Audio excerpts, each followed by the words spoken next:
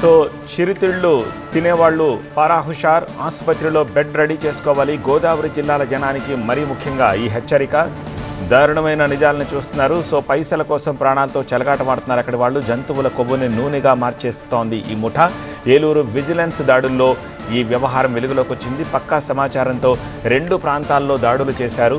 అమ్మడానికి రెడీగా ఉంచిన 350 కేజీల నూనెని స్వాధీనం చేసుకున్నారు. ఈ నూనెను వాళ్ళు ఎలా తయారు చేస్తారు? మూగజీవాల్ని చంపి వాటి కొవ్వు నుంచి తీసిన ఆయిల్ని వంట నూనెగా మార్చేస్తున్నారు. వాటిని ఈ 15 లీటర్ల స్టీల్ డబ్బాల్లో భద్రపరుస్తున్నారు.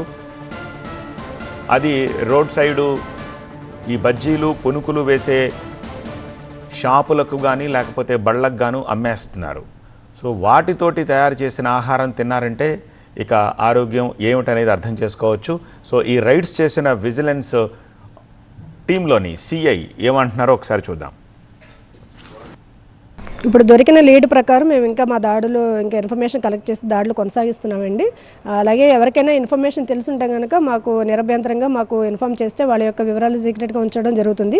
ఇది నిన్నటితోనే అయిపోలేదు, ఇది దాడులు కంటిన్యూ చేస్తాము. ఎక్కడైనా కూడా ఈ అడల్ట్రేషన్ ఆఫ్ ఆయిల్ అనేది ఎక్కడ ఏ వేలో కూడా సహజ పద్ధతిలో కాకుండా అసహజ పద్ధతిలో ఏ విధంగా తయారు చేసినా కూడా ఇది ఒక మానవుల యొక్క ఆరోగ్యానికి సంబంధించిన విషయం కాబట్టి ఎట్టి పరిస్థితుల్లో దాని మీద ఆసక్తి వహించేది లేదు. ఇప్పుడు దొరికిన వీళ్ళిద్దరి మీద కూడా క్రిమినల్ కేసులు పెట్టబడ్డాయి.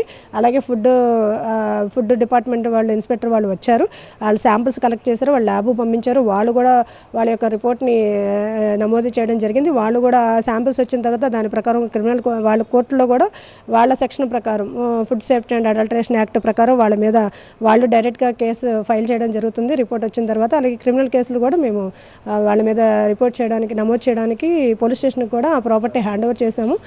వాళ్ళని కూడా హ్యాండ్ ఓవర్ చేసాము.